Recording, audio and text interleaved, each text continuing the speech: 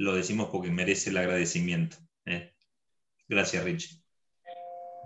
No hay por qué, saben que es un gusto.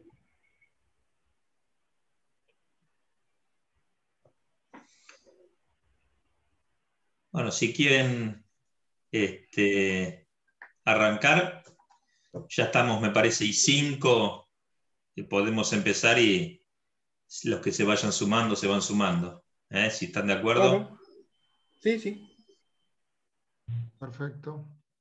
No sé si querés empezar, Claudio, un poco hablando sobre el tema. Básicamente el punto, digamos, era, este es a pedido de Ricardo, específicamente, que él dice, la verdad que hay cosas que no tengo certezas, podría estar bueno tener una charla sobre esto, y bueno, tomamos la idea y por eso recurrimos a Claudio y a Juan Francisco. Para los que no los conocen, creo que bueno, Juan Francisco por ahí es un histórico de las charlas con el centro. Claudio colaboró en las últimas jornadas que se hicieron en el centro en el 2019, participó de ellas, y bueno, nos quedó una buena relación. Además de presidente del Colegio de Arquitectos, yo no sé si el cargo específico es director de ordenamiento territorial. ¿Ese es el cargo, Claudio? No, es coordinador. Ajá, bien. Pero bueno, es el que nos da, o sea, el que está un poco con el tema de los urbanísticos y todo eso, y cuando uno tiene una duda, sí, recurre a él. Así que, para los que no lo conocen, es una persona que tiene mucho conocimiento y trabajó mucho sobre ese tema. Bueno, arranco yo, Juan, y después vos, si querés, arranco más que nada con indicadores, y después vos, si querés, hablar un poquito de medidas mínimas de Claudio. Parcelas. Perfecto. Y restricciones, que por ahí ustedes están más con esas cuestiones. Perfecto. 10 puntos. Antes que nada, lo que se le llama comúnmente indicadores urbanísticos es a una serie de límites a los usos del suelo que impuso la ley 8912 en el año 79 en la provincia de Buenos Aires. A partir de ahí, cada municipio reglamentó, o sea, zonificó su partido, llegando a distintos niveles de avance, de ordenanza de zonificación, y en algunos casos, como es en el caso de Tandil, por ejemplo, con un plan de desarrollo territorial, que implica eso, como decía, son zonificaciones, y a cada zona le corresponden máximos de ocupación.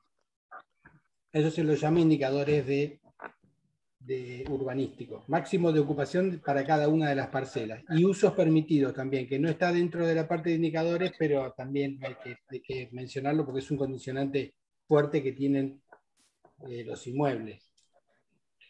Dentro de lo que es indicadores de ocupación, la ley establece máximos absolutos.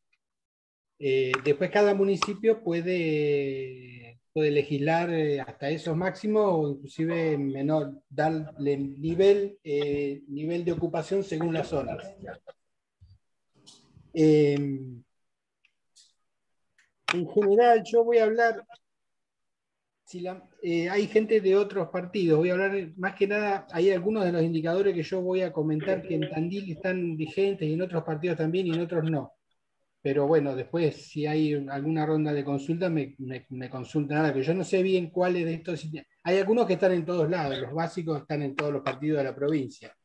Pero hay algún indicador o alguna restricción que no está dentro de la ley 8912 como obligatorio, pero algunos municipios lo tienen. Por ahí en el listado que yo les voy a mencionar, hay alguno que en el municipio donde a ustedes les toca trabajar no está. La gran mayoría están, pero puede haber alguno que no. Esos indicadores se dividen en 4 grupos respecto a los límites constructivos de una parcela. Respecto de la posición que va a ocupar el edificio, hay 2 indicadores que condicionan esa posición dentro de la parcela. Una son los retiros obligatorios que pueda tener, tanto de línea municipal como laterales, o de uno de los laterales. Esto quiere decir que el edificio deberá retirarse X cantidad de metros de alguno de los laterales según la zona. Y el otro es la ubicación de los centros libres de manzana, que tiene distintas denominaciones en los municipios. En Tandil se llama línea de frente interno, que son restricciones que tienen las construcciones al fondo de las parcelas, para formar lo que conceptualmente en la ley le llamaban el centro libre de manzana. En la actualidad no es que no se pueda construir en esos fondos de manzana, sino que tienen una limitante de altura las construcciones que se desarrollan en la mayoría de los lugares. El segundo grupo condiciona la ocupación en planta baja del edificio dentro de la parcela. Los indicadores son, uno es el más famoso dentro de la ley, que es el FOS, que es el factor de ocupación del suelo, que es, la definición es la proyección del edificio en el suelo, digamos, en planta baja. La superficie que ocupa el edificio en la parcela, que tiene un máximo. Normalmente es 0,6, hay zonas en las áreas complementarias que es un poco menos. Pero normalmente el máximo de la ley es 0,6 y en la mayoría de las zonas se utiliza ese. Eso quiere decir que de la superficie del terreno se puede utilizar el 60% del mismo para un edificio. Y el otro, que es uno de los ejemplos que yo le decía, que Tandil lo tiene en su plan de desarrollo, pero la mayoría de los municipios no, es el índice de permeabilidad. Es un índice que estipula que de la superficie, según el FOS, que debe quedar libre de ocupación en la parcela, un porcentaje debe ser además absorbente. O sea, no puede estar cubierto con solados impermeables o pisos. Es bastante nuevo, hay algunos municipios que lo están implementando básicamente porque la condición originaria de que haya un límite en la construcción dentro de las parcelas tiene que ver con la impermeabilización del territorio en las ciudades. Entre pavimentos, veredas y las construcciones, ese grado de impermeabilización condicionaba mucho los escurrimientos pluviales. Pero si a esa superficie libre que se le deja a las parcelas no se le agrega esta condición, desde el punto de vista pluvial es lo mismo que sea un techo o un piso, digamos, ¿no? Si se impermeabiliza toda la parcela. Entonces se le pone un porcentaje a esa superficie libre que tiene que ser, además de no estar ocupada con el edificio, tiene que ser impermeable. Los porcentajes varían. Normalmente andan en las zonas más alejadas del centro. Las áreas centrales, por ejemplo, están eximidas de esta condición, que son lugares de mucha ocupación. Las áreas intermedias andan por el 50% de esa superficie libre de terreno, y en las áreas más alejadas anda por el 70% en Tandil.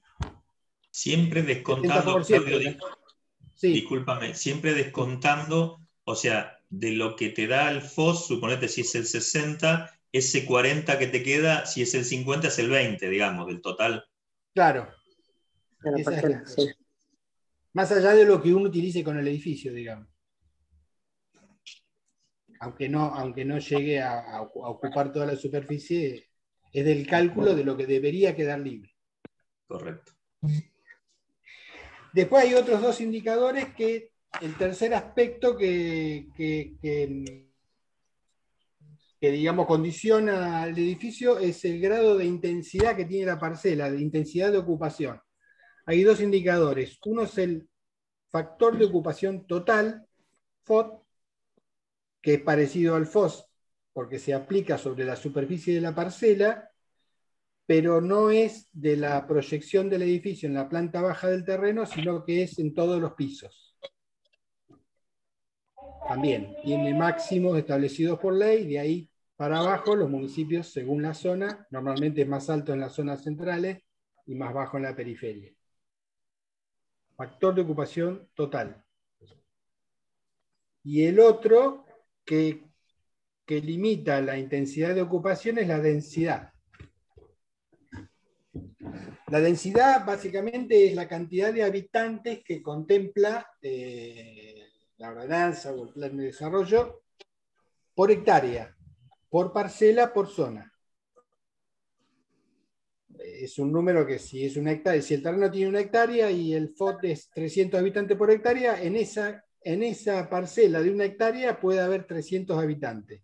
La forma de cálculo de esos habitantes también varía según el municipio. Hay algún criterio general que es cuando hay edificios residenciales se calcula por cantidad de dormitorios, tanta cantidad de habitantes por la cantidad de dormitorios que tiene el proyecto, y en el caso de edificios no residenciales normalmente según la superficie total del edificio. Según el uso y según la superficie. Si es un edificio comercial, hasta tantos metros cuadrados de comercio, tantos habitantes, y así va subiendo. Eso da un total para la parcela, según todos los usos que tenga, que no puede exceder la capacidad por hectárea que tiene la zona. ¿Se entendió el concepto ese? Permitime agregar algo, Claudio. ¿Cómo? Permitime agregar algo que es del Dígale. cálculo básico que les puede llegar a servir, porque yo trato de explicar esto básico, muchos lo saben, para los que no lo saben, está bueno refrescarlo. Sepan que una hectárea, ¿sí?, son 10.000 metros cuadrados. Entonces, 10.000 metros cuadrados en cada uno de los indicadores que marca la densidad. Por ejemplo, en alguna zona tenemos 1.000 o 600 o 520, ese valor directamente se relaciona con 10.000 metros cuadrados. Entonces, la regla de 3 simple que uno tiene que hacer para calcular la densidad que uno tiene en su parcela es multiplicar esos 600 que dice de densidad en la zona por la cantidad de metros cuadrados que tengo en la parcela, por ejemplo, una parcela de 400 metros, dividido 10.000, dividido la hectárea. Eso me va a dar la densidad específica para la parcela. ¿Se entiende? Es la manera de calcularlo rápidamente como para saber. Que es todo Ahora lo que después, Juan, si son después para los eso te da la cantidad de habitantes. Los dormitorios son 2 habitantes de por habitantes por dormitorio. parcela. ¿Y los dormitorios son 2 habitantes por dormitorio en todos los casos o no? Los habitantes se calculan 2 habitantes por habitación, ¿bien? Un habitante se calcula para las oficinas, un habitante para locales y para los complejos de departamento. En los departamentos que tienen más de una habitación, a partir de la segunda habitación se computa un habitante. Por lo tanto, un departamento de 2 dormitorios hoy computa 3 habitantes. ¿Estoy en lo cierto, Claudio? Sí, esa es una particularidad muy del partido de Tandil, la que acaba de... Es correcto lo que dijo Juan, pero es bastante particular el partido de Tandil. Normalmente es 2 por dormitorio.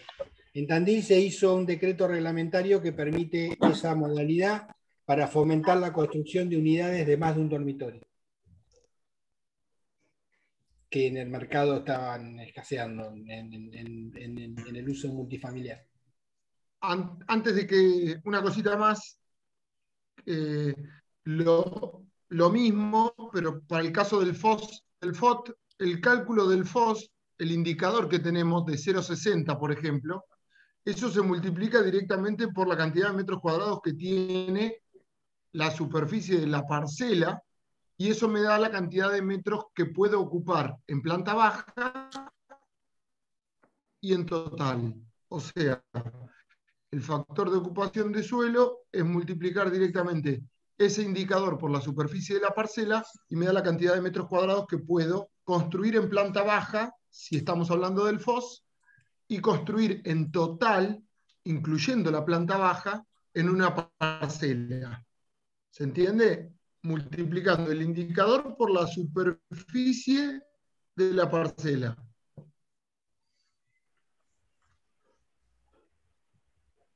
Claudio. Bueno, y el cuarto aspecto que les iba a contar era respecto del volumen de edificación, los limitantes que tiene el volumen edificado. Hay como dos. Una es la altura máxima construible en cada zona, que varía, también normalmente es más alto en las zonas centrales y va bajando hacia la periferia de las ciudades. Hay muchas ciudades que no lo tienen este indicador, no es obligatorio por parte de la ley 89.12 tener limitantes de altura, pero hay algunos que lo tienen. Y... ¿Encontraste hoy? ¿Cómo? No, Alguien que tiene el micrófono abierto. No, perdón. si muteás a todos, Richard, y les abrís a Claudia y a Juan Una Francisco. cosa importante respecto. Bueno, un segundo. Pero Muteo a todos.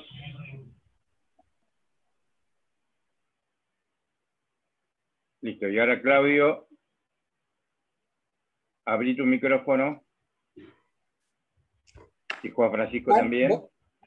Juan, ¿vos querías decir algo? Sí, que también es interesante saber, porque he tenido un par de casos en los cuales me han llamado para intervenir, que es la altura. Por favor, contanos, ¿desde dónde se calcula? Porque justo en Tandil, esto es bastante particular para el partido, para la zona de Tandil, que como tenemos terrenos muy quebrados, el tema de la altura de los edificios siempre fue un cuestionamiento, ¿viste? Algún edificio que se pasa de la raya, bueno, ese cálculo de altura máxima, si estoy en lo cierto, se calcula desde el cordón de la vereda. Porque en muchos terrenos, por ejemplo, que la parte más alta está sobre la línea municipal y baja hacia el contrafrente, ¿sí? El cálculo de la altura máxima se da sobre del cordón a la altura máxima del edificio. ¿Es así? Era así hasta hace unos años, pero como generaba mucho problema, hasta hace unos años se consideraba un nivel cero la proyección del cordón de la vereda. Ahora se cambió, ahora se toma la altura en cada punto del terreno, según el nivel del terreno natural que presentaba el terreno baldío. Y si un terreno tiene el perfil mucho del desnivel terreno natural, una paralela a la altura que sea, a la máxima, y de esa línea no puede pasar el edificio, porque era muy... Es difícil por ahí explicar por Zoom. Pero había terrenos que del cordón de la vereda subían abruptamente y si uno construía en la parte alta del terreno ya estaba pasado de altura. Y había terrenos que al revés, la vereda de enfrente, el terreno bajaba abruptamente y uno se retiraba un poco y podía construir 3, 4 niveles. Aunque el nivel de construcción fuera de 2 niveles. Entonces se decidió medir la altura de esa manera, del perfil natural que tiene el terreno, más allá de que uno entierre una parte del edificio o no, ahí se traza la paralela, el plano límite, digamos. Plano límite que hay copiando la topografía del terreno. Sí, hay algunas partes del edificio que pueden sobrepasar esa altura, salas de parte del edificio no habitable, salas de máquinas, palieres, escaleras, en el caso de edificios en altura, todo lo que tiene con el parapeto de la terraza, todas esas las antenas, los tanques de agua, todo eso puede superar la altura. La altura se mide al nivel del techo del el último local habitable del edificio, él o los edificios. En el caso de que haya un Zoom, por ejemplo. Sí, no puede exceder la altura el Zoom. Eso es en la ciudad de Tandil, que es donde hay altura máxima y donde hay bastantes edificios en torre y bastantes edificios en torre que piden que ubicar en las terrazas los salones de usos múltiples del consorcio genera bastante controversia porque hay muchos pedidos en ese sentido. Por el momento, el zoom tiene que estar debajo de la altura máxima. Perfecto. Y el otro aspecto que condiciona el volumen es la ubicación de los espacios urbanos dentro de la parcela. Espacio urbano se le llama espacios urbanos o patios de primera categoría. Son los espacios libres que se necesitan para ventilar, iluminar y ventilar los locales de primera y tercera categoría de los edificios. O sea, son grandes vacíos que hay que ocupar dentro de la parcela para ese efecto de iluminación y ventilación, que se los agrupa dentro de estos parámetros porque condicionan mucho el volumen del edificio. Eso es en lo que tiene que ver con indicadores urbanísticos. Después otra de las reglamentaciones que también se lo llama indicadores urbanísticos es el cuadro de usos. El cuadro de usos, bueno, está publicado, en el caso de Tandil está publicado, forma parte del plan de desarrollo, existe una cantidad de usos, hay como 4 categorías: los usos predominantes y compatibles, que son los que se pueden desarrollar; los usos autorizables, que la definición es que pueden requerir algún estudio adicional para habilitarse en alguna zona; y los usos prohibidos. Y hay una quinta que son los usos disconformes, que son los que ya estaban habilitados con anterioridad a la sanción del plan de desarrollo en el año 2007, que mientras no aumenten su capacidad de producción o su superficie cubierta, pueden renovársele las habilitaciones. Son usos disconformes. Ese sería el quinto aspecto, y después también está, y también se lo considera muchas veces como un indicador, las superficies mínimas de las parcelas a crearse y los lados mínimos, que eso se lo dejo a Juan, que también varía según la zona y también está reglamentado por la ley 8912 y por los planes de desarrollo locales. Exactamente. En ese caso, con referencia a lo que dice Claudio, tenemos 2 tipos, los podemos separar en 2 tipos de indicadores, que uno es netamente constructivo, que es el tema de los retiros, que tenemos, según la zonificación en Tandil, retiros de frente y lateral, que recién, pensando antes de la charla, ¿qué podría serles útil saber de esto? Porque es muy sencillo, en realidad, saber de que existen para la construcción en distintas zonificaciones, en algunas sí, en otras no, retiros obligatorios a cumplir en el emplazamiento de la edificación, ya sea retiro de frente o de lateral, según la zona. Por lo general las zonas residenciales son las que más retiros tienen para cumplir, ¿no? Por el tipo de viviendas que se pretende que se hagan en la zona.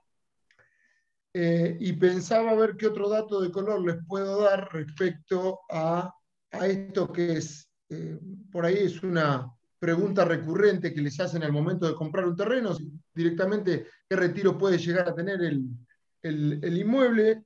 Y algo que me han estado consultando en algún momento y me parece interesante es, por ejemplo, hoy en día en muchas parcelas se están haciendo edificios bifamiliares de dos viviendas que se pretenden dividir después en propiedad horizontal, y cómo funcionan en ese caso los retiros.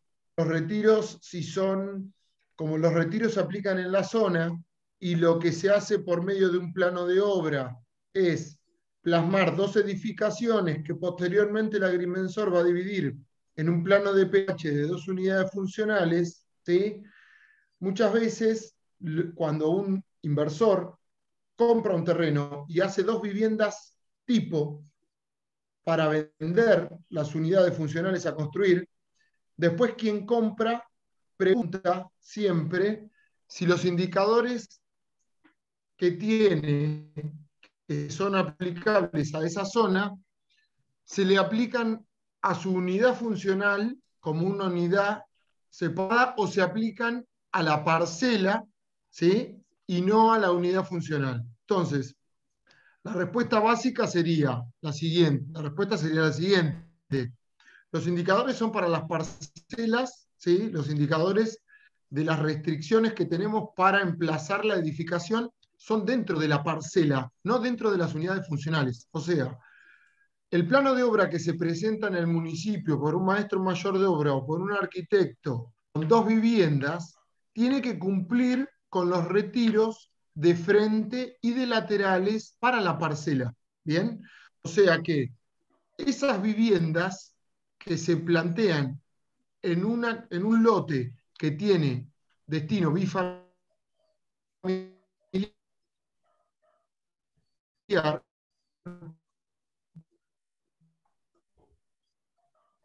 Te estás perdiendo, Juan. por Lo- ejemplo, medianera. Podrían estar llegando a compartir medianeras. ¿Por qué? Porque ¿cómo? se te corta. Se va se me corta. Bueno, A ver. intentaré. Lo que intentaba, Claudio, seguramente si yo me pierdo, Claudio le va a comentar seguramente lo que intento transmitirles, que es los retiros laterales se aplican con la presentación del plano de obra en el municipio sobre la parcela completa. Después, cuando se divide en 2 unidades funcionales, esos retiros ya están cumplidos con el plano de obra y no tengo que cumplirlos en mi unidad funcional. No quiere decir que en mi unidad funcional yo tenga que nuevamente cumplir con los retiros laterales y de frente que ya están cumpliéndose en el plano de obra. ¿Se entiende? Sí. Bueno. Creo que se escuchó todo, ¿no? Yo lo entendí, Sí, de sí. lo que yo escuché lo entendí. Sí, sí. Ahí hay una particularidad. También es para Tandil, discúlpenlo por ahí de otras localidades, si tienen que hacerme alguna pregunta específica de su localidad, yo por ahí no conozco la reglamentación, pero trato de responder. Pero hay una particularidad en Tandil respecto de esto, de las 2 viviendas en las áreas complementarias, que es que cuando una parcela tiene esquina, una parcela en esquina, puede elegir cuál es el fondo y los laterales, el frente, perdón, y los laterales. Al momento de presentarse una construcción, yo digo, mi frente es esta calle, entonces los 2 laterales son, con lo cual elige el lado por el cual se puede recostar hasta el eje medianero. Cuando se presentan 2 viviendas y se produce el pH, lo que no se puede hacer cuando se vengan a modificar las construcciones de esas 2 unidades funcionales, no se puede optar nuevamente y cambiar el frente de la parcela. Se tiene que adoptar el frente que se adoptó cuando se presentó el proyecto multifamiliar que dio origen a las propiedades horizontales respectivas. ¿Se entendió eso? Sí. ¿Puedo hacer una pregunta? Sí, cómo no. Los lotes en esquina que tienen la superficie menor de la que en cada zona está indicada en los indicadores, ¿no? ¿Todavía existe esa plusvalía hasta el tercio de cuadra y esas cuestiones que aumentan los indicadores en las zonas que tienen menos densidad que la central, obviamente? Existe, sí, en el área urbana. Sí. Sí. Bien. No recuerdo el número de la ordenanza ahora, pero lo cuento rápidamente. Es una ordenanza que permite a los terrenos en esquina de superficies menores a los mínimos para la zona, los mínimos de subdivisión para la zona, la superficie tiene que ser existente y debe ser menor. A esa superficie puede duplicar el indicador de densidad y el indicador de FOT, los 2 indicadores de intensidad. Puede duplicarlo en el caso de las esquinas y puede utilizar un 50% más en el caso que estén ubicados dentro del tercio de la parcela. De la distancia de esquina tiene que estar en el tercio. Eso puede utilizar el 50%. 43, 30. Y los que están en la esquina pueden utilizar el 100%, siempre y cuando no se pasen de los máximos estipulados por la ley. Por ejemplo, nosotros tenemos lugares con densidades 600. Si yo estoy en la esquina no puedo utilizar 1200 porque el máximo establecido en la ley es 1000 de densidad. Puedo usar hasta 1000. Y en el FOT es lo mismo. Yo tengo un FOT de 2,4, no puedo usar 4,8 por más que esté en la esquina. Puedo usar hasta 3, que es el máximo. Por el contrario, si tengo un FOT de 1 y estoy en una zona de FOT 1 y estoy en la esquina, puedo utilizar FOT 2. Se paga un incremento en el derecho de construcción, un canon. No recuerdo bien cuánto es, pero no es mucho. Es un detalle no menor a la hora de buscar la tasación de un terreno, ¿no? Sí. De llegar al valor más apropiado por un terreno. Le hago una pregunta yo ahora, en general, me imagino la respuesta, pero digo, ¿en qué nivel los compradores les hacen todo este tipo de preguntas a ustedes a la hora de adquirir? ¿Mucho, poco? Y habitualmente, si es un constructor, lo tienen, a veces no, generalmente más claro que nosotros. Sí.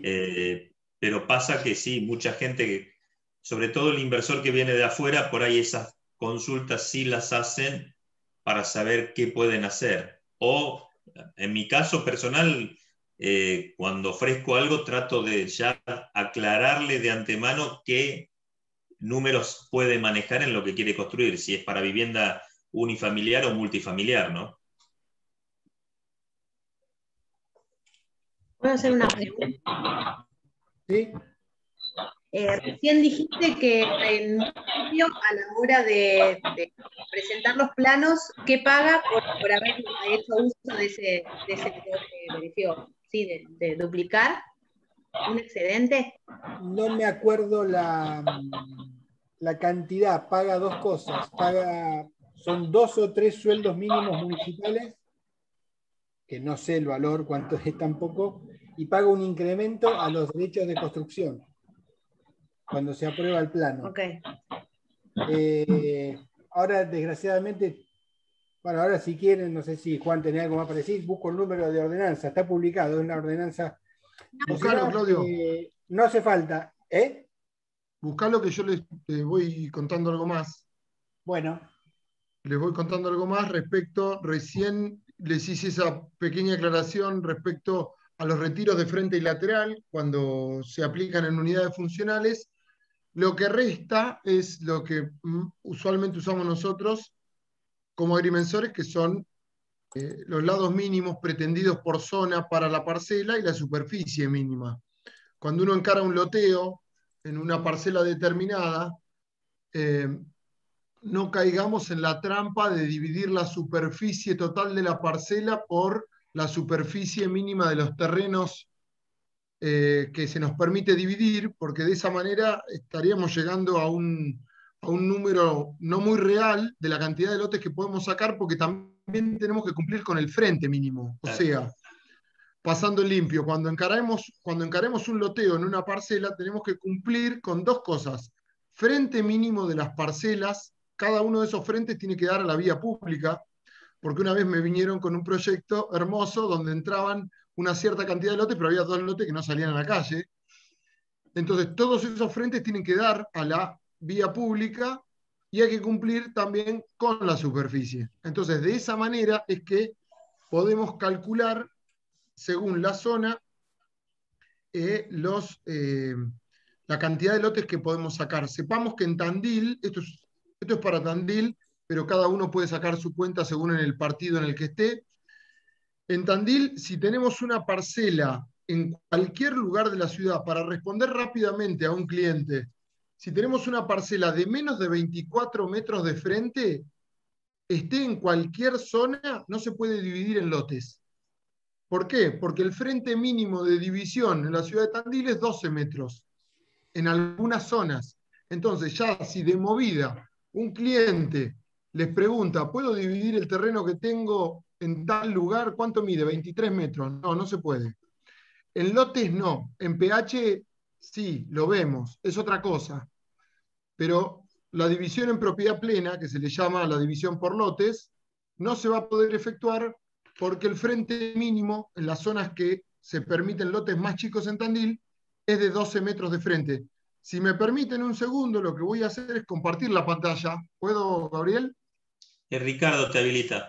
Bueno, si Ricardo me puede habilitar, es un segundo nomás. Ahí está, Juan. Tengo los indicadores a la vista, puse los indicadores a la vista de los retiros, tenemos por este lado los retiros, y los lados mínimos y superficies mínimas según la zona. ¿Bien?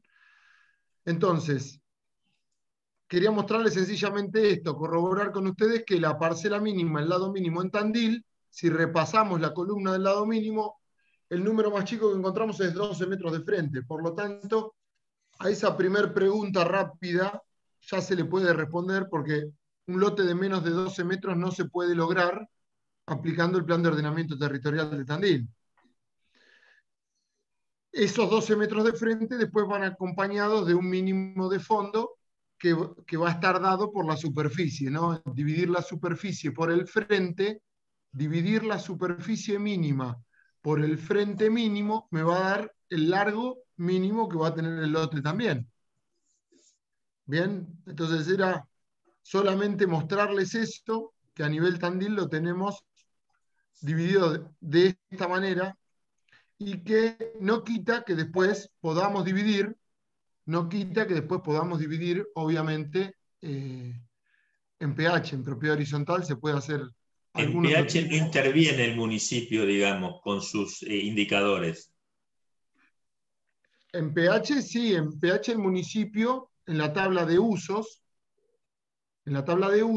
dice directamente en qué zonas se permite la edificación multifamiliar. En la tabla de usos que hoy Claudio nombraba, que es la tabla de usos, es la tabla que tenemos, la vuelvo a compartir, acá a la derecha del plan de ordenamiento territorial.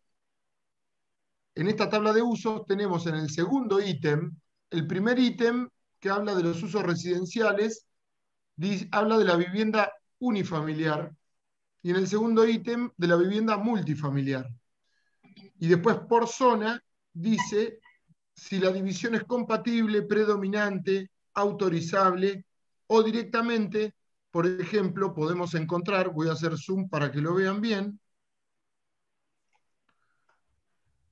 Fíjense que dice en uso residencial, segundo ítem, vivienda multifamiliar, por ejemplo, en Barrio Parque dice uso autorizable 2, en residencial extraurbano 1 y 2 también dice uso autorizable 2, que significa que se puede hacer vivienda multifamiliar, pero hasta 2, o sea, el famoso bifamiliar. No más de 2 unidades funcionales vivienda por parcela. Bien. De ahí podríamos sacar en qué zonas se puede. De esa manera terminamos de orientar al cliente o de lograr la mejor tasación del lote, dándonos cuenta en qué parcela se puede o no se puede también hacer pH. Bien, para eso me fui para allá. ¿Sí, Fedra? Abrite.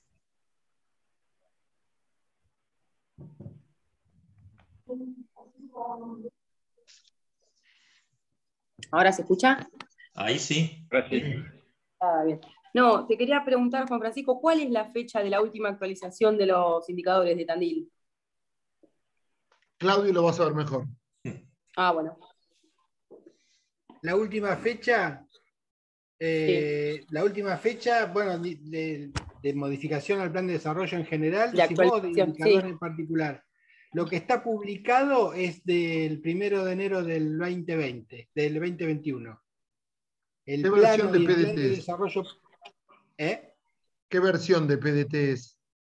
7 punto. No, la que está publicada siempre es la última versión. Y esa Sí. que está publicada ahora es del 1 Enero de 2021. enero del 2021. Igual no hubo modificaciones desde enero hasta ahora. ¿Hoy se Bueno, pueden pedir urbanísticos, Claudio? No, se puede hacer consultas por los canales que están publicados en la página web vía correo electrónico y nosotros lo respondemos. El certificado urbanístico como tal no se emite más. Igual, si ustedes entran en la página del municipio, a ver, pues le voy diciendo la solapa, no sé si ya la conocen, pero le voy diciendo bien cómo entrar.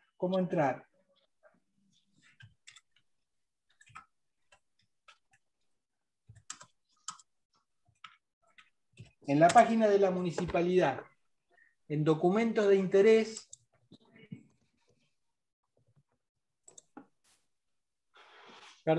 primero contribuyente, se despliega un listado.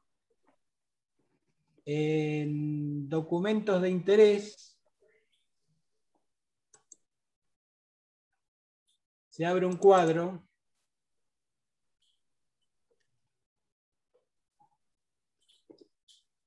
y figura, una de las solapas es Dirección de Desarrollo Urbano. Cuando abren eso está todo lo que tiene que ver con las edificaciones, el código de edificación, el plan de desarrollo, la ordenanza de cabañas, plan regulador de alumbrado público, o sea, todo lo que tiene que ver con ordenamiento territorial, con obras privadas, está todo publicado. Incluida la ordenanza esta de incrementos, que antes buscaba el número, que es la 8643. No recuerdo quién me preguntaba. Y la ordenanza, te leo lo que dice de cuánto se paga. En el artículo 3 dice: como compensación a la comunidad por la utilización de las franquicias establecidas por la presente ordenanza, los propietarios o tenedores a título de dueño de cada inmueble beneficiado abonarán un cargo fijo equivalente a 3 sueldos mínimos del básico de la categoría inferior del ingresante en el escalafón municipal. No sé cuál es. 3 sueldos mínimos, dice, más un recargo en los derechos de construcción liquidados, equivalente al porcentual utilizado. Tampoco sé ese valor, pero si le consultan a los visadores de obras privadas, que son los que liquidan los derechos de construcción, ellos le van a decir cuál es el porcentaje y cuál es el sueldo mínimo. Bien. Ese porcentaje dice equivalente al porcentual utilizado, porque no es que hay que utilizar toda la capacidad. No es que yo porque esté en la esquina tengo que utilizar el 100% del indicador. Si a mí me falta el 20% para completar algún dormitorio más, algún departamento más que quiera hacer, puedo usar el porcentaje que quiera de incremento. Y se les va a cobrar ese porcentaje de incremento a los derechos. No todo el potencial, digamos. ¿Te puedo hacer una pregunta, Claudio? Sí. Dijiste que no se sacan más los urbanísticos. Te escuchas muy bajo, ¿eh? Que no despachan más, digamos, los urbanísticos, no seleccionan más, o no se pueden pedir. ¿No se pueden pedir los urbanísticos? No se emiten más. Ah, y por ejemplo, si no se emiten más los urbanísticos, tenemos que ir a la página de la municipalidad y ahí tener toda la información, porque por ejemplo, no sé, una persona que quiere comprar una hectárea para hacer cabaña, la compra y dentro de un año recién empieza a construir, se está arriesgando a que dentro de un año cambien los indicadores. No, cualquier cambio de indicadores, desde la fecha de la ordenanza que cambia el indicador, tiene 180 días para elegir usar el indicador anterior o el actual. Ah, perfecto, no sabía eso. Igualmente, si pasa eso de que compra una parcela y transcurre un año, salvo que presente dentro de ese año algún expediente o un expediente de obra o algo, Ahí sí, se ya cambia queda. Y sí, porque es lo Bien. mismo que la compre hace un año o que la compre hace 10 años. Digo, puede cambiar Sí. el indicador. Tal cual. Bien, y el tema de las cotas y eso, ¿dónde también ahí dentro de la página de la municipalidad se puede ver las alturas y todas esas cuestiones de los lotes? Sí. Este capítulo de indicadores urbanísticos, dentro de cuando abren el PDT, tiene varias secciones. La sección de normativa reglamentaria es la que contiene todas estas cuestiones. En el artículo 4 está todo esto que yo les dije de fosfo.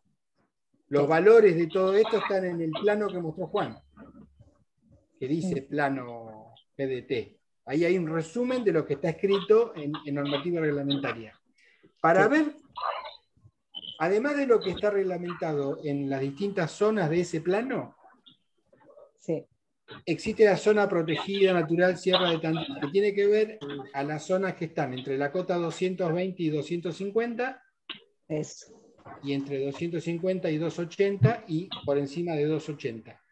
Para ver lo que se puede hacer o no ahí, sinceramente está bastante confuso, o muy general.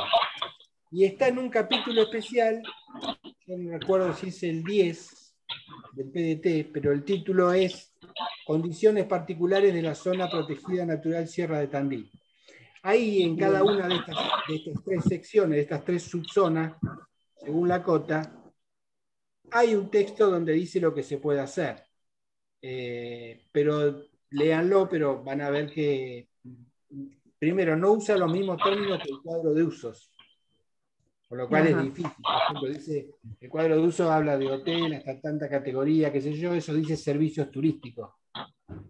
Entonces, dentro de en una de las zonas, no recuerdo acá, los servicios en la primera seguro, de 220 a 250, se pueden hacer edificios de servicios turísticos. No especifica si es hotelería, si es gastronomía, digo, servicios turísticos es bastante amplio. Claro. Pero bueno, yo cuando tengan alguna duda al respecto, traten de hacer la consulta y nosotros le vamos, si es que no lo encuentran en el texto, y le transcribimos el texto. Pero es lo único que tenemos. Esa medida en realidad es provisoria porque cuando se sanciona el plan, había 540 días de plazo para hacer un plan de manejo del área protegida, que está pendiente todavía.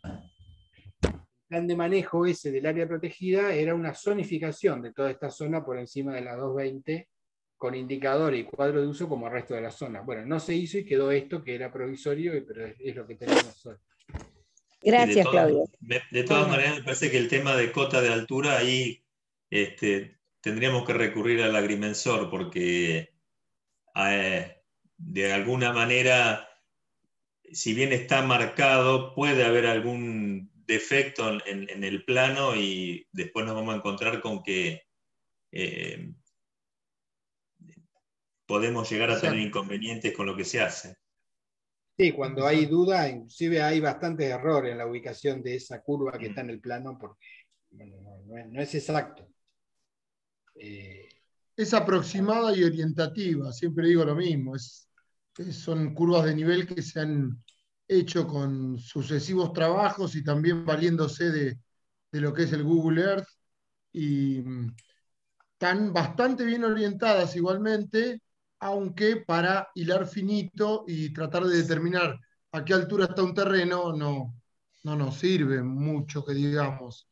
Pero por lo menos sabemos que si el terreno, el cual, o la manzana, o la chacra, o la quinta que estamos tratando de ubicar, está en la cercanía de alguna de las curvas de nivel que están dibujadas en el plano del plan de ordenamiento, bueno, sabemos que está cercano a un desnivel importante, a una cota de altura que pueda llegar a estar dentro de lo que se denomina el paisaje protegido.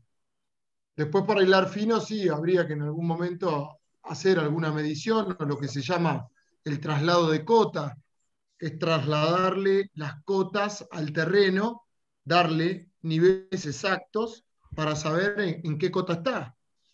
para muchos terrenos es determinante estar por debajo de la 220 o por encima, porque eso depende de en cuántas parcelas se puede dividir o qué usos se le puede dar directamente a la parcela.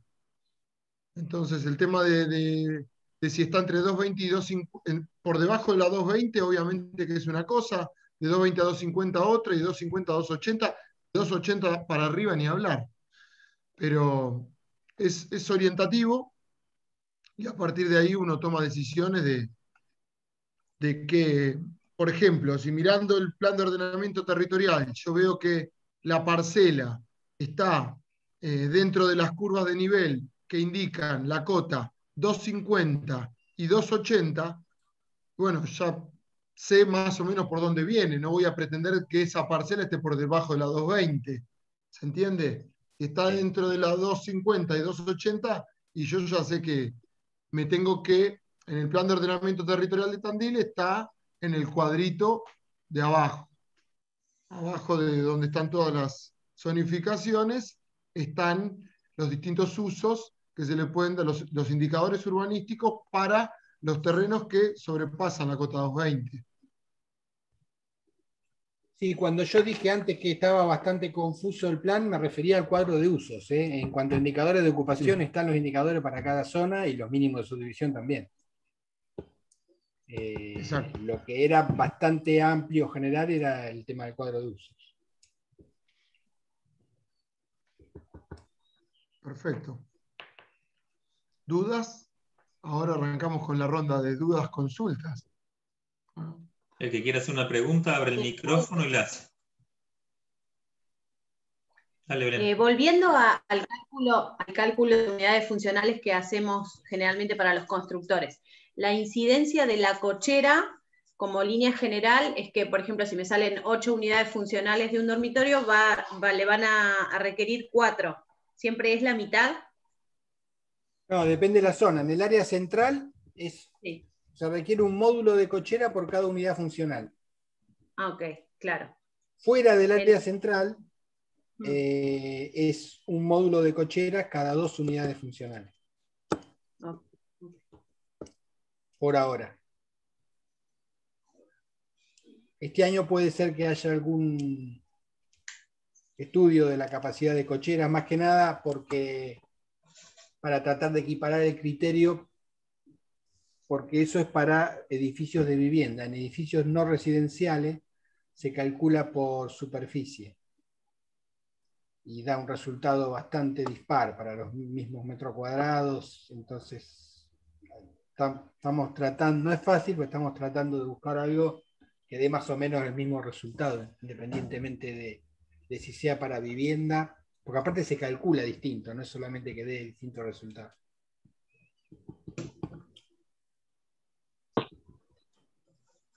Yo me gustaría hacer una pregunta.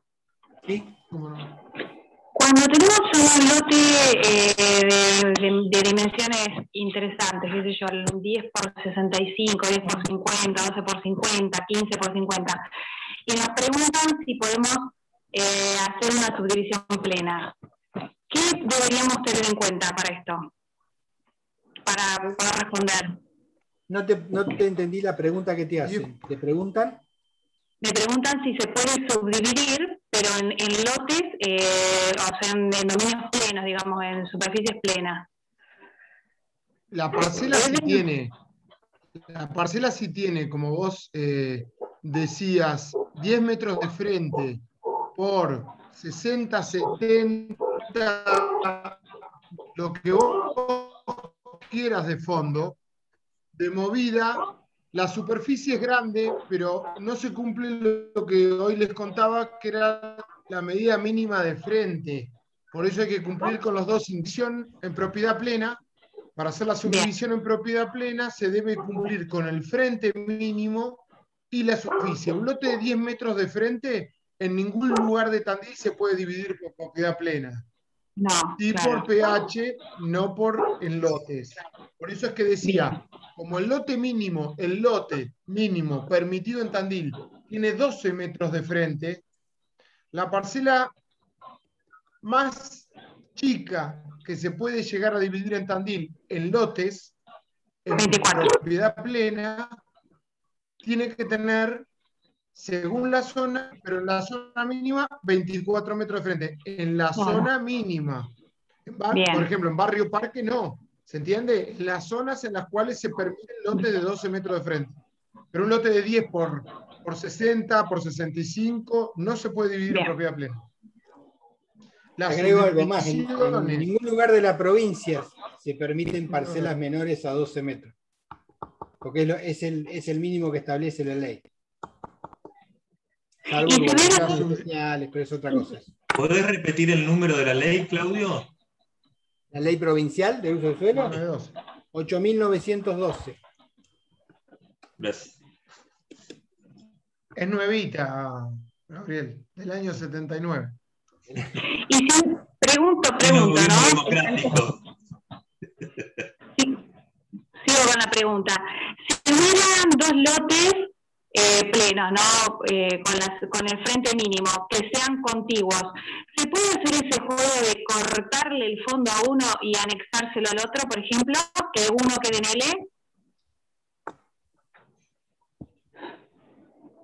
Y se puede. Es una pregunta que le hago muy seguido a Claudio, porque también depende de cómo quede el lote que recortás, para hablarlo en criollo. Hay que ver cómo queda el lote que recortás. ¿Se entiende? Claudio te lo puede explicar mejor. Pero el lote que queda más chico, de movida, la construcción que haya en el lote tiene que cumplir con las medidas mínimas de FOS y FOT, y también el lote, claro, y el lote, ahora me parece que me va a corregir Claudio, pero el lote debería quedar al menos con la superficie mínima pretendida en la zona.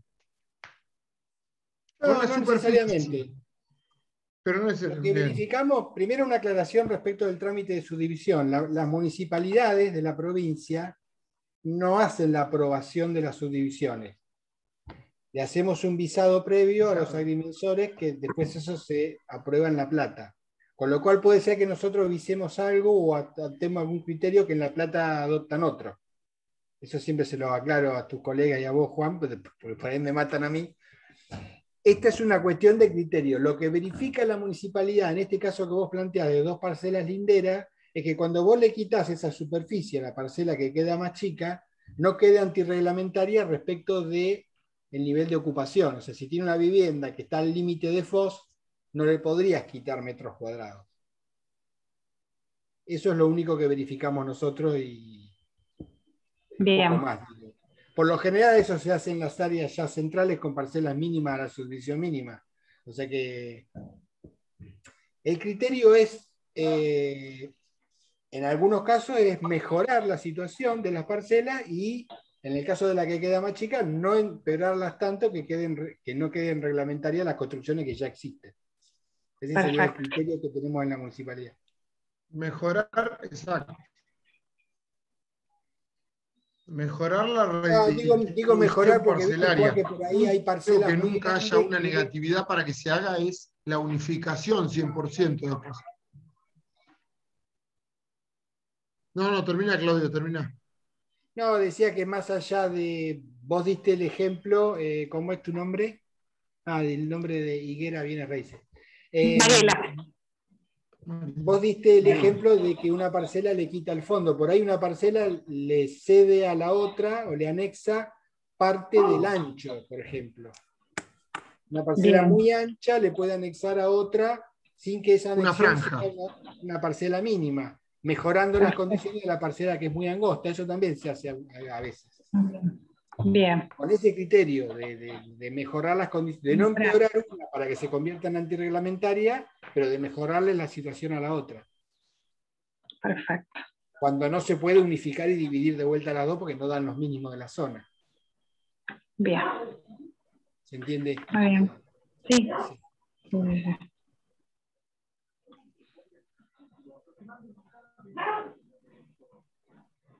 Y cuando suceden estas cosas, ya que aprovecho el silencio, cuando suceden estas cosas, yo no sé si la pregunta es para ustedes o para los colegas, ¿Cómo o qué criterios se deberían usar para tasar esa franja?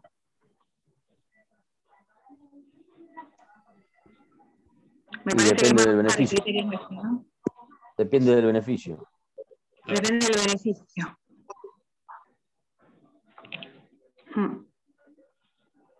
Y del interés de la otra parte, porque ahí es entre los dos vecinos, digamos. Si vos no va a venir uno de la manzana del otro lado a comprarte una franja. O va a tener Sí, un son solo... beneficios exclusivos para el vecino, digamos. Exacto. Cliente cautivo. Bien. O parecido. Bien. Pedra, ¿querías hacer una pregunta?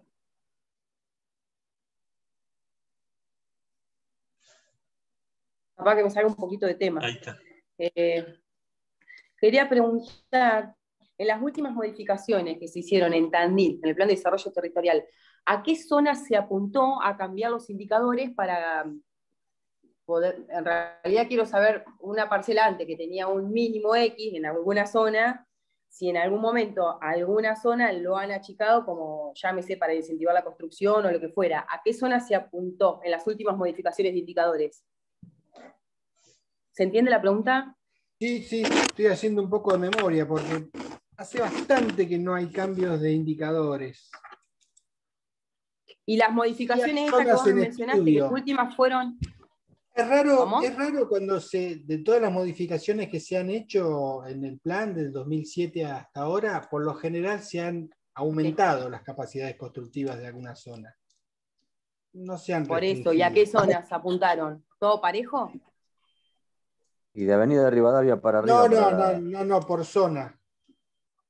Yo creo que hay una estrategia, no sé si me equivoco, Claudio, pero creo que el Estado municipal está promoviendo ir hacia el norte de la ciudad, me parece, que se desarrolle hacia ese sector. Por lo menos es lo que se está mostrando, ¿no? Sí, en realidad lo dice el plan, dentro de sus estrategias. Es una forma de decir lo mismo. En realidad lo que se restringe es el avance sobre el arco serrano, que es el arco sudoeste. Entonces el crecimiento se da hacia la zona norte.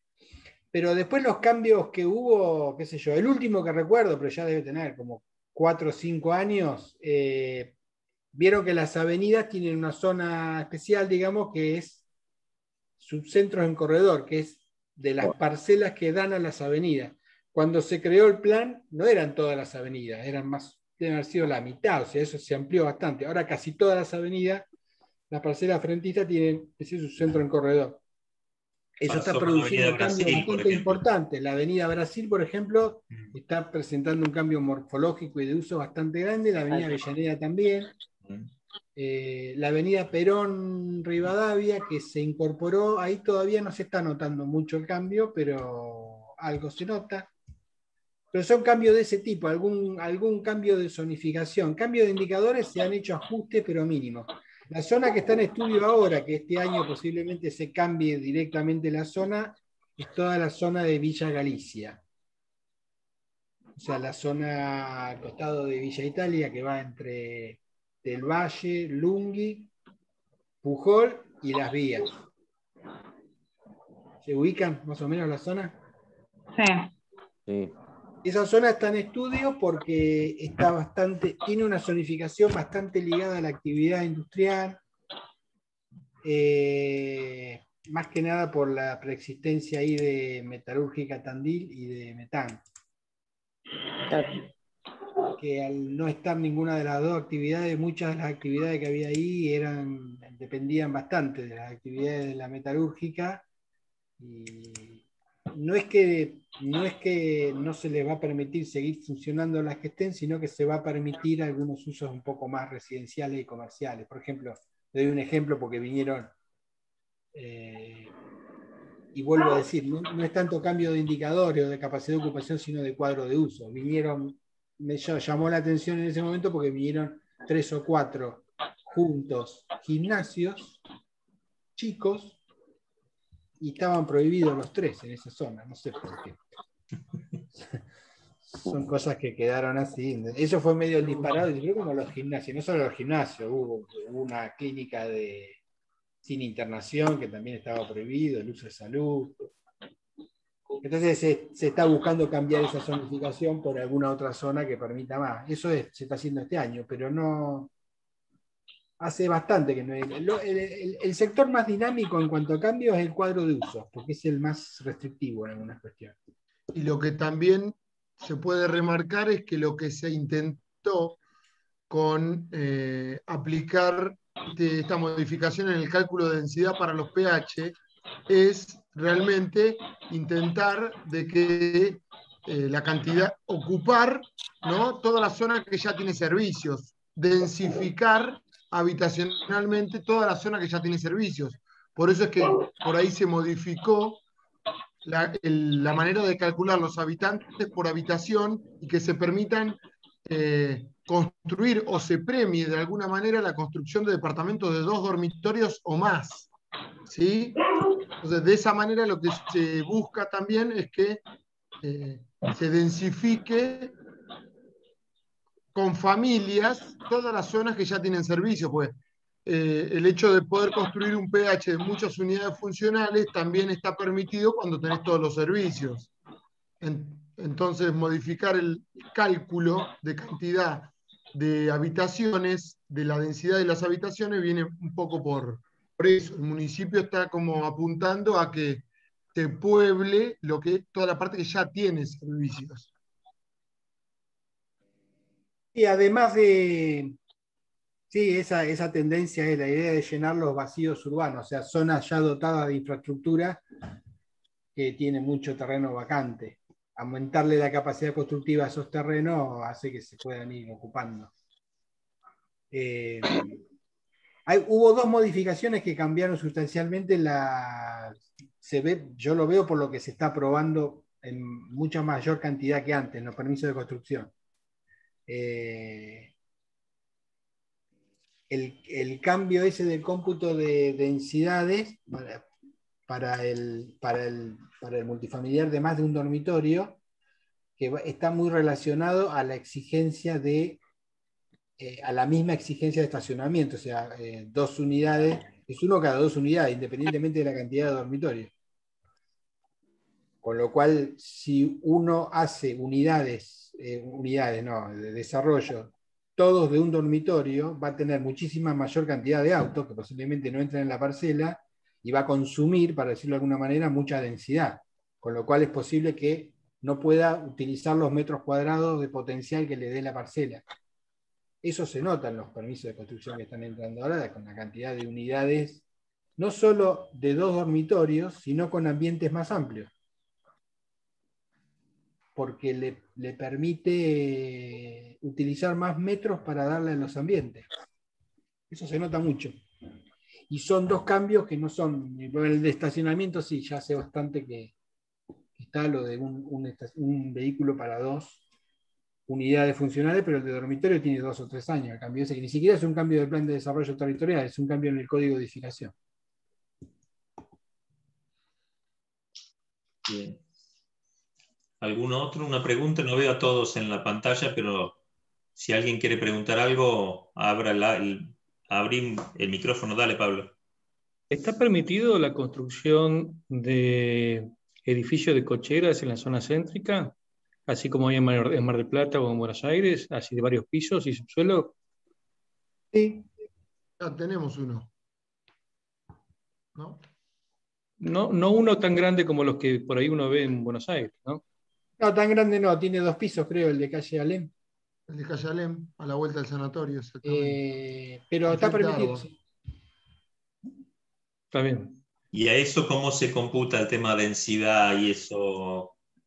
¿Tiene alguna cosa específica? Bueno, ese es uno de los no, ese lo que debería contemplar es el factor de ocupación total, el FOT. Densidad, ese es uno de los casos donde es muy general el plan y dice edificios no residenciales. Obviamente en un edificio de cocheras no hay gente, está el cuidador nada más. Pero digo, no es un indicador que le va a limitar el potencial constructivo de un edificio de Por eso cochera. podría haber hecho más pisos aún, si hubiera querido. Sí. O sea, no es un condicionante en un edificio de cochera la densidad, sí la cantidad de metros cuadrados. Y la altura. Claro. Sí, la altura máxima. Ah, Sí, vos por me eso digo decías, que esto debe ser lo que en el centro condicionó. podría haber hecho 2, 3 pisos más si hubiera querido. ¿Vos te referís a este edificio de Alén que hablábamos? Sí. No me acuerdo, pero creo que es una etapa la parte de cochera. Creo que arriba tenía oficinas, creo que el proyecto original era más. Era vender no el era espacio especie de aéreo, ¿no? ¿Eh? Era vender el espacio aéreo, creo que estaba proyectado, para hacer otras No me cosas. acuerdo cómo era comercialmente. Me acuerdo de un proyecto que una vez consultó. No sé si se llegó a aprobar, pero creo que eran los 2 pisos de cochera y arriba tenía otros usos. Pero no me acuerdo. Sebastián, ¿querés hacer una pregunta? No, justamente quería comentar eso, que abajo hay locales y arriba cocheras y aparte se pretendía otros usos distintos, o sea, era no solo cocheras, todo de cocheras como preguntaba Pablo, sino que ahí está mixto, digamos, el uso. Porque en la planta baja hay locales comerciales. Claro. Eso nomás. Yo tengo una Edificio pregunta. de cochera, El tema vos de. preguntabas. Perdón. No, termina. No, me preguntabas, Pablo, ¿por qué no había más edificios de cochera? No debe ser económicamente sustentable. Porque veo que no tiene mucha ocupación tampoco las cocheras a cielo abierto. No, pero es una cuestión cultural y creo que en la medida que vayas creciendo todavía más Tandil, bueno, va a ir cambiando eso, me parece a mí. Incluso en Buenos Aires hay una inmobiliaria dedicada solamente a la venta de edificios de cocheras, de unidades, ¿no? Sí. Que lo vende a través de 2 tipologías diferentes. Una es tipo consorcio inclusive y otra es en forma, digamos, individual las cocheras. No sé si tienen que tener un tamaño mínimo o puede haber, digamos, después distintos tamaños en un mismo edificio, si tiene que haber un baño por piso.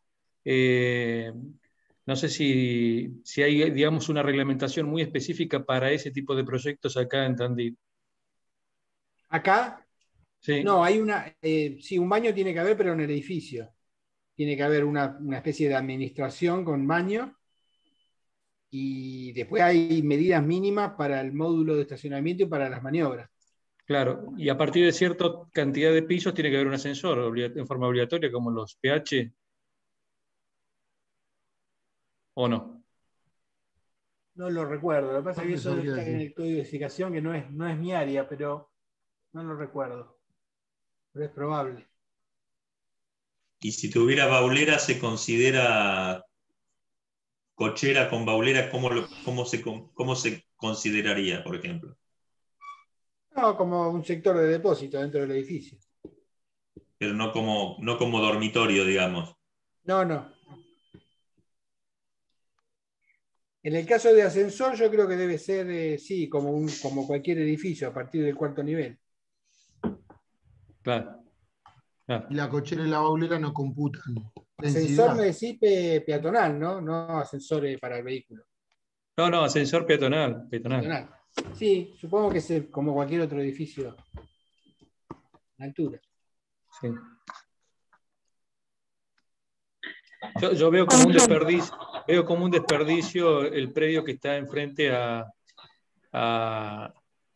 ¿cómo se llama el restaurante que está por San Martín? En San Martín, sí. El estacionamiento de las palmeras. Claro. Sí, hay varios. La esquina de Pinto y Alén. Los Andes, ¿qué es eso? Alén y Pinto también hay un terreno ahí. Creo que ahora ni siquiera se usa como estacionamiento. No, está cerrado. Está cerrado, sí. Yo quería hacer una consulta con respecto al tema de la altura. En el cuadro figura, cuando dice altura máxima, en algunos casos dice 9/12. No, ese es un plano viejo. Se modificó. Cuando se sancionó el plan de desarrollo que decía así, eso significaba 9 metros cuando el edificio tiene techo plano y 12 metros cuando era techo con pendiente. ¿Y cómo quedó? Ahora, esa zona, por ejemplo, se promedió la altura y es 10 metros con 50 para cualquier tipo de techo que tenga el edificio. Muchas veces nos preguntan por qué tiene ese número raro, 10,50, 16,50 la altura máxima. Tiene que ver con eso, que se promediaron las dos alturas cuando se establecían dos alturas distintas, depende del tipo de techo. Y en el techo con pendiente, obviamente, se toma la cota más alta de altura. La parte más alta del techo, sin la carga. Claro, ahí en la promediada, una parte se benefició y la otra se perjudicó. Entonces. Hace muchos años, yo ni siquiera trabajaba en la municipalidad, no me parece una buena medida promediarla porque... No tiene nada que ver con el cálculo de la altura de cada piso. Claro. Habría que tener un criterio respecto a la altura que puede llegar a tener cada nivel del edificio. Y aparte se generaron conflictos muy finitos, por ahí no sé si tienen tiempo, se los cuento, pero por ejemplo esta de 9 metros y 12, 9 metros claramente era para edificios de 3 pisos. Cuando se lo lleva a 10,50 con un techo plano, empezó a haber un conflicto porque era casi 4. Pero la altura mínima de local era 2,80. Ahora bajamos la altura mínima de local, 2,60, perdón. Ahora bajamos la altura mínima de local a 2,40. Entonces ahora entran cómodamente 4 pisos. Pero antes había mucha... se proyectaban edificios muy justitos que a la hora de construir se construían más alto y después había problemas con el final de obra. Porque estaba no la tentación, pero digo, era casi 4 niveles. Con 9 metros no cabía en duda. Si tenía techo plano o techo inclinado, no había duda que era para 3 pisos. Eso pasó mucho. Pasó en 2 o 3 zonas. Que quedó la cota de altura muy cerca de poner un piso más, pero ahora se solucionó bastante bajando la altura mínima de locales. Claro. Por ejemplo, en la altura máxima, 30 metros, eran 10 pisos. 10 pisos. Y ahora 31,50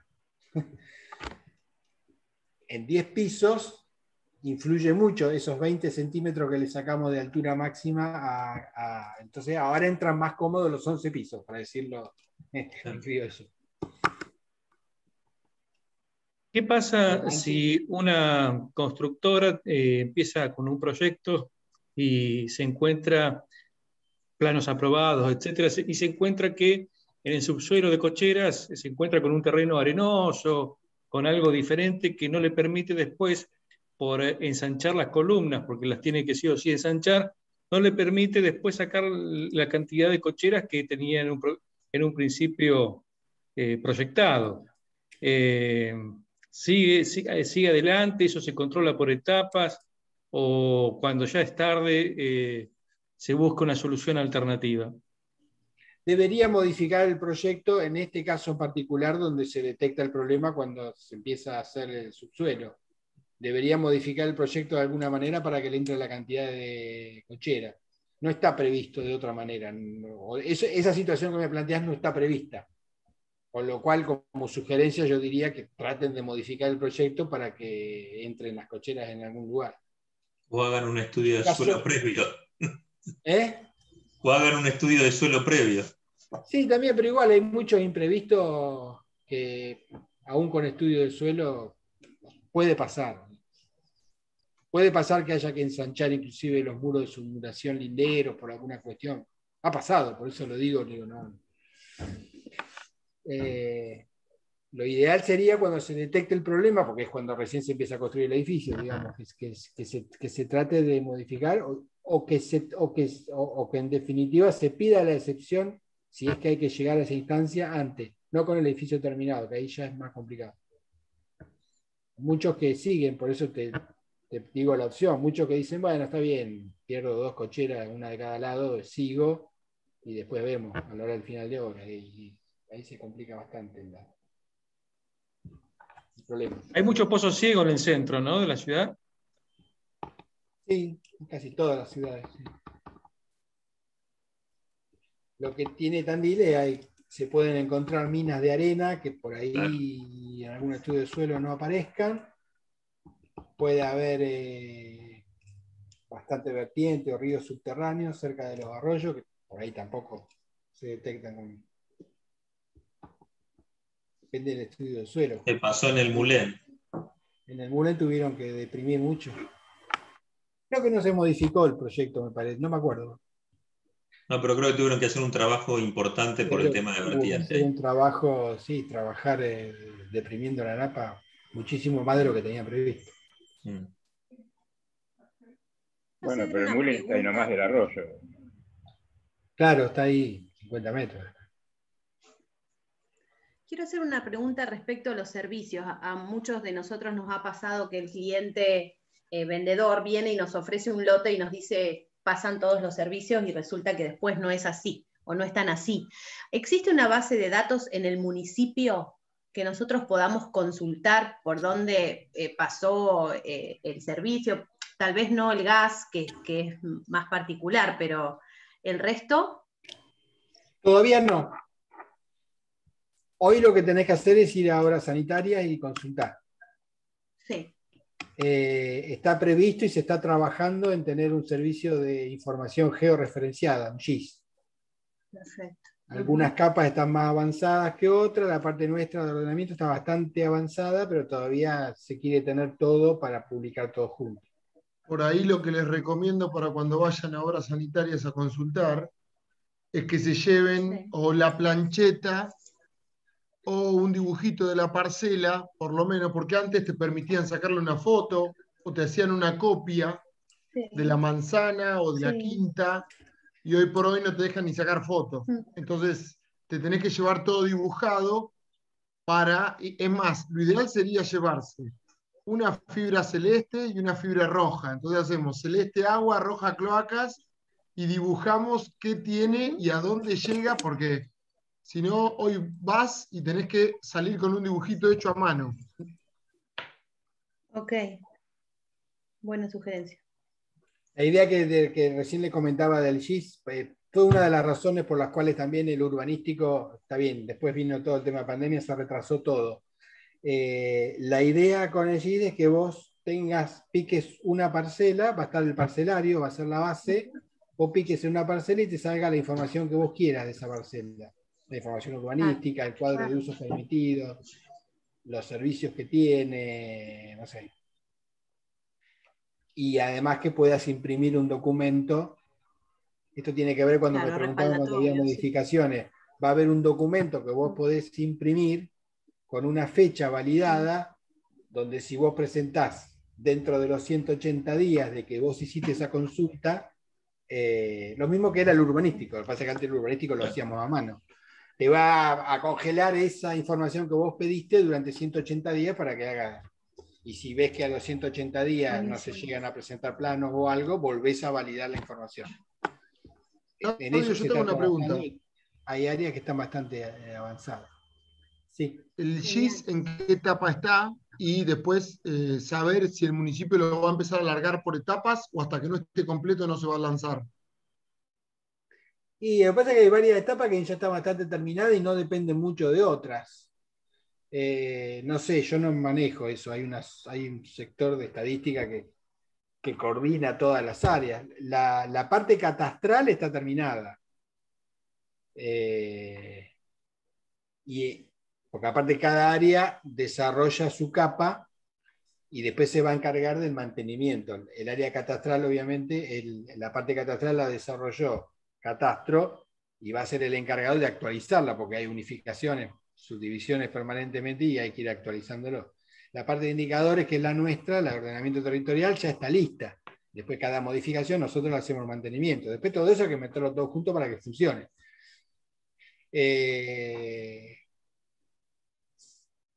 Se puede largar públicamente siempre y cuando no tengan relación. Para nosotros, por ejemplo, es muy importante que esté vinculada a la capa de obra sanitaria, porque, por ejemplo, el agrimensor que quiere hacer una subdivisión, cuando pique una parcela le va a salir los mínimos de subdivisión, pero le va a faltar la información de qué infraestructura tiene que hacer, porque no va a tener el dato. Y con lo nuestro también, si quiere hacer un multifamiliar en algún lugar y está dudosa en infraestructura, se va a tener que trasladar a averiguar a obra sanitaria. Lo ideal es que esté todo ahí. Todo lo que condiciona lo que uno quiere hacer. Ahora, si quiere conocer la distancia a un centro de salud, bueno, y la capa de salud ya está lista, eso se puede habilitar. Son decisiones, digo, ahí yo veo medio de costado de que hay bastante discusión si conviene largarlo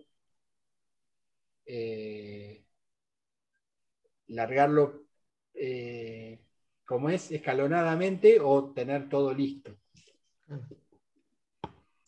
Muy bien, gracias. ¿Alguna pregunta más, gente? Última, ¿puedo? Sí.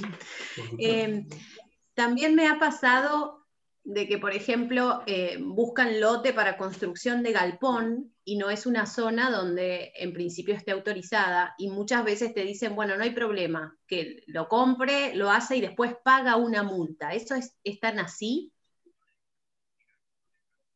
No debiera ser tan así. Claro. Primero, utilizaste la palabra justa, porque esa consulta nos la hace mucho con esos términos. Nos preguntan, ¿se puede hacer un galpón? Un galpón nosotros no tenemos el uso galpón en el cuadro de usos. En el cuadro de usos lo que más se parece, hay un cuadro que es depósito. Pero de depósito hay 10 categorías. Desde clase 1 hasta clase 10, que tiene que ver con la superficie y con lo que se va a depositar. Con lo cual, si vos vienen y te consultas sobre una parcela para hacer depósito, con un galpón destinado a depósito, deberías darle esa información. Mira, los depósitos hasta acá se pueden hacer y acá no, o hay zonas que directamente no se puede hacer ninguno.